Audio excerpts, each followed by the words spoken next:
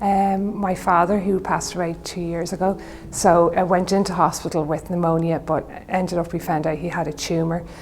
He was in the hospital for 11 weeks.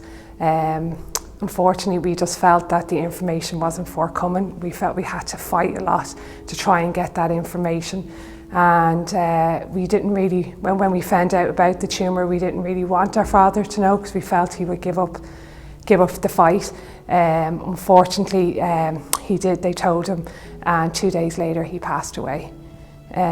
So it's just, we felt we weren't equipped with the information, and it was hard to get that information. So we feel if families in the future, if they could get that information, and maybe they could deal with it. We felt we couldn't plan. We didn't know how, what was coming down the line, how much time we had. We were told, 6 months to a year, and then 2 days later, unfortunately, he passed. Whereas we would have preferred maybe he'd been in a situation where he could have died in a more dignified way. Unfortunately, he didn't in the end. And if we had known what kind of time scale we had, we would have liked to maybe put into action a way where he could have been in a nicer environment where he could have gone peacefully.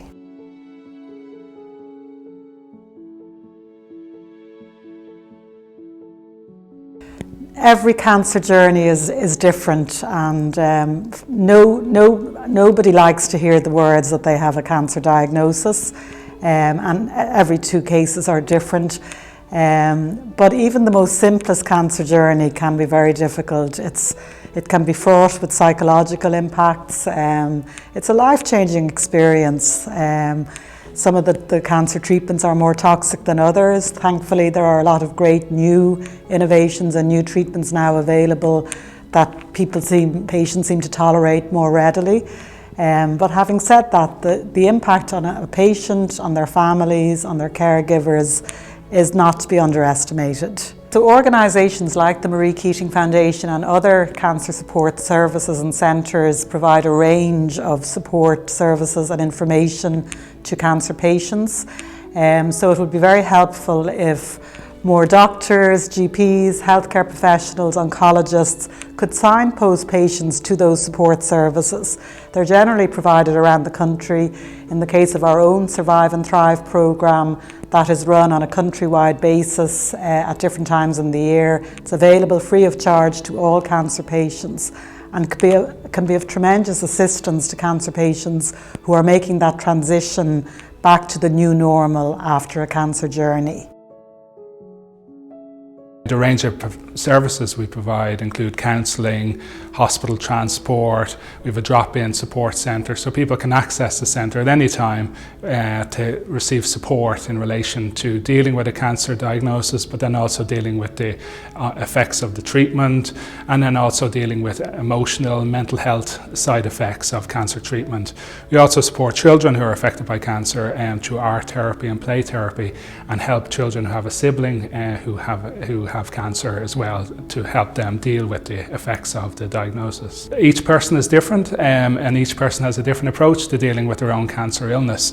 So we believe that they have a right to the appropriate service that meets their own particular need, and also where they are at a particular stage in their lives. So they may be young, they may be older, they may be working, they may have just started a family, and we believe it's important that a person receives the needs appropriate to their stage in life. So for example, if they come to our centre for counselling, if that's what they so need, that service is provided, and also that they are aware of the range of services that are provided at community level to meet their own particular needs at a certain point in their lives. More collaboration with our partners, in the health system, and also at local community level.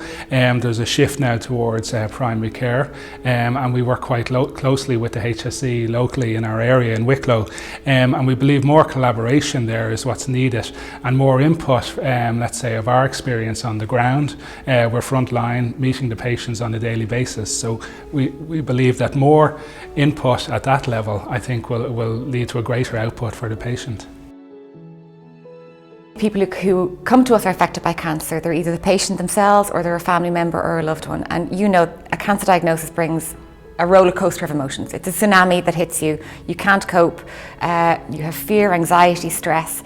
A lot of our clients get told about us through word of mouth. It might be the person sitting beside them in hospital, it might be the clinical nurse specialist, the oncologist, somebody who's time to talk. And that's wonderful when we know that they can come across the road to us and avail of the many services we have. And what I would love to see is, you know, from the time of diagnosis and throughout the patient journey, that they have touch points where they are told about what services are available to them. Because yes, the hospital will treat the cancer, but I mean, the patient is a patient as a whole, and they have psychological needs, they have financial needs, they have so many other things. They have worries about how to tell their children they have cancer. They want to know what benefits and entitlements they have. They want to talk to others in the same situation, you know, and to have a laugh with them and to cry with them and just to get that peer support, which is massively important. And I would love that the hospital setting and the primary care setting, that we all just work together to kind of make those referral pathways throughout the patient journey, because we all know better intervention and earlier intervention means better outcomes in all aspects of the patient's journey. ARC was represented on the patient advisory group for the National Cancer Strategy, and there's now another patient advisory group going forward to implement the strategy. So we, representing patients, are very much involved in developing that. And then from the other side of things, for example, the clinical lead, the national clinical lead in psycho-oncology, has shared her plans with me there a few weeks ago about her big focus on education, and it's education of the healthcare professionals, mainly in the hospitals, so that they are aware of what supports are around them, both within the hospital setting and external, you know, in the community where we are, and can signpost patients to them.